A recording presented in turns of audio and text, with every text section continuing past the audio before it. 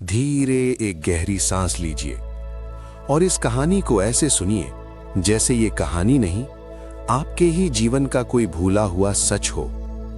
क्योंकि जीवन में सबसे बड़ा युद्ध बाहर नहीं होता, सबसे बड़ा युद्ध भीतर होता है।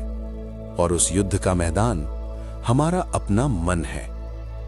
मनुष्य जीवन में बहुत कुछ जीतना चाहता है, पैसा, सम्मान, सुरक्षा, संबंध। लेकिन एक चीज है जिसे जीते बिना बाकी सब जीत भी हार जैसी लगती है, और वो है अपना मन। मन जो हर पल कुछ ना कुछ बोलता रहता है, जो कभी अतीत में ले जाता है तो कभी भविष्य में फेंक देता है।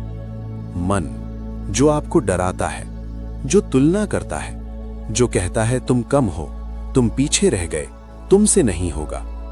और दुख की बात यह है कि हम इस आवाज को अपनी ही आवाज मान लेते हैं।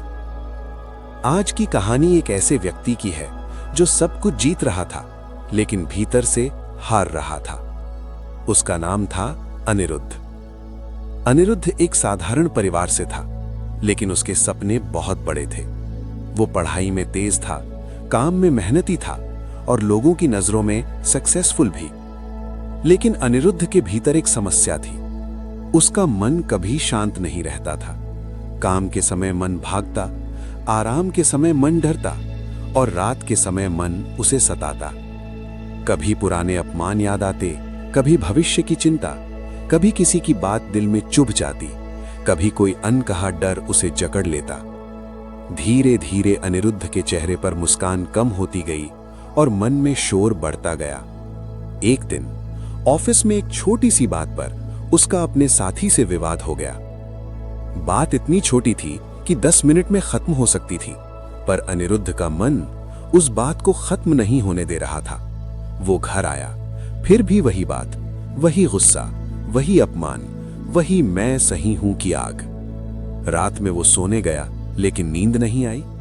आंखें बंद की तो मन ने कहा, देखा, सब तुझे हल्का समझते हैं, तू कुछ नहीं है, कल सबके सामने तू हार जाएगा। अनिरुद्ध घबरा गया। उसने पानी पिया, टहलने लगा, मोबाइल चलाने लगा, लेकिन मन तो मानो भीतर बैठा एक जिद्दी बच्चा था जो रोए जा रहा था। अगले दिन भी वही हुआ, फिर अगले दिन भी। अब उसकी ऊर्जा कम हो रही थी, काम में मन नहीं लगता और छोटी छोटी बातों पर वो टूट जाता। उसने सोचा, समस्या लोगों में है, समस्या ऑफिस में है, समस्या हालात में है। लेकिन सच ये था, समस्या उसके मन में थी। एक रविवार वो अकेला पार्क में बैठा था। चारों तरफ लोग थे, पर भीतर वो पूरी तरह अकेला था। तभी पार्क के कोने में एक बुजुर्ग साधक ध्यान में बैठे थे। चेहरा शांत, आंखें बंद, और उनके आसपास एक अलग ही स्थिरता थी। अनिरुद्ध को लगा, ये व्यक्ति इतना शांत कैसे है, जबकि मेरे पास तो सब कुछ है, फिर भी मैं बेचैन क्यों हूं? वो धीरे धीरे उस साधक के पास गया और बहुत विनम्र होकर बोला, बाबा, मैं बहुत परेशान हूं, मेरे पास कारण भी नहीं है, फिर भी मन शांत नहीं होता, मुझे समझाइए। बुजुर्ग साधक ने आंखें खोली। उनकी नजर में कोई जजमेंट नहीं था, बस करुणा थी। उन्होंने कहा, बेटा, तुम मन के साथ जी रहे हो और मन को ही अपना मालिक मान बैठे हो। अनिरुद्ध ने पूछा, तो फिर मैं क्या करूं? साधक मुस्कुराए, पहले ये समझो, मन तुम्हारा मित्र भी हो सकता है और शत्रु भी। मन एक औजार है, लेकिन तुमने औजार को मालिक बना दिया। अनिरुद्ध ने कहा, लेकिन मन तो मेरी बात मानता ही नहीं। साधक ने बहुत शांत आवाज में कहा, क्योंकि तुम मन को समझते नहीं, तुम मन से लड़ते हो, और जो मन से लड़ता है वो जीवन से हार जाता है। अनिरुद्ध ने कहा, फिर मन को समझना कैसे सीखूं? साधक ने जमीन से एक सूखा पत्ता उठाया और कहा, ये पत्ता देख रहे हो, हवा इसे जहां चाहती है वहां ले जाती है। अब सोचो, अगर तुम भी हवा के साथ बहो तो तुम भी पत्ते जैसे हो।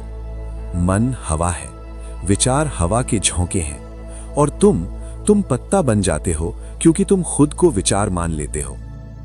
अनिरुद्ध ने चौंक कर पूछा, तो फिर मैं कौन हूं? साधक ने कहा, तुम विचार नहीं हो, तुम वो हो जो विचारों को देख सकता है। याद रखो, जो देख सकता है वो विचार नहीं हो सकता। ये बात अनिरुद्ध के भीतर किसी बिजली की तरह गिरी। साधक ने आगे कहा, अब एक छोटा सा अभ्यास करो। जब भी मन कोई डर दिखाए, तुम बस इतना कहना, मैं देख रहा हूं। जब भी मन गुस्सा करे, तुम बस कहना, मैं देख रहा हूं। जब भी मन दुख लाए, तुम बस कहना, मैं देख रहा हूं। तुम लड़ो मत, तुम भागो मत, तुम सिर्फ देखो। अनिरुद्ध ने पूछा, सिर्फ देख लेने से क्या होगा? साधक बोले, जो आग को हवा देता है वो आग बढ़ाता है, और जो आग से दूर हो जाता है आग खुद बुझ जाने लगती है। मन की आग ध्यान से बुझती है। मन की बीमारी जागरूकता से ठीक होती है। उस दिन अनिरुद्ध घर लौटा, लेकिन पहली बार उसने अपने मन को दुश्मन नहीं माना। रात में फिर विचार आए, वही पुराने डर, वही अपमान, वही चिंता। लेकिन इस बार अनिरुद्ध ने लड़ाई नहीं की। उसने बस कहा, मैं देख रहा हूं। और आश्चर्य, विचार थोड़े देर में कमजोर होने लगे। फिर अगले दिन जब ऑफिस में वही व्यक्ति सामने आया जिससे विवाद हुआ था, मन ने फिर कहा, अब उसे जवाब दे। लेकिन अनिरुद्ध ने भीतर कहा, मैं देख रहा हूं। और उसने देखा कि गुस्सा उठ रहा है, लेकिन वो खुद गुस्सा नहीं है। उसने देखा कि अपमान की आग जल रही है, लेकिन वो खुद आग नहीं है। उसने देखा कि मन एक कहानी बना रहा है, लेकिन वो खुद कहानी नहीं है। धीरे धीरे उसका व्यवहार बदलने लगा। लोगों ने देखा, अनिरुद्ध अब जल्दी नहीं चिढ़ता। अनिरुद्ध अब शांति से बोलता है। अनिरुद्ध अब सुनता है। और सबसे बड़ी बात, अनिरुद्ध अब खुद के भीतर एक जगह खोज चुका था जहां मन का शोर नहीं पहुंचता। कुछ हफ्तों बाद वो फिर उसी पार्क गया। साधक को प्रणाम करके बोला, बाबा, अब मैं समझने लगा हूं, मन को हराना नहीं होता, मन को समझना होता है। साधक ने कहा, हां बेटा, मन एक नदी है। यदि तुम नदी से लड़ोगे तो डूब जाओगे, लेकिन यदि तुम तैरना सीख लो तो नदी भी तुम्हें पार करा देगी। अनिरुद्ध ने पूछा, तो जीवन जीतना किसे कहते हैं? साधक ने कहा, जीवन जीतना दुनिया से कुछ छीनना नहीं है। जीवन जीतना अपने भीतर की शांति को बचा लेना है। जीवन जीतना विचारों के तूफान में भी स्थिर रहना है। और याद रखो, जिसने मन को समझ लिया उसने दुनिया की हर कठिनाई का रास्ता पा लिया, क्योंकि मन ही दुख का कारण है और मन ही मुक्ति का द्वार। अनिरुद्ध के चेहरे पर एक हल्की मुस्कान है। वो बाहर की नहीं थी, वो भीतर की थी।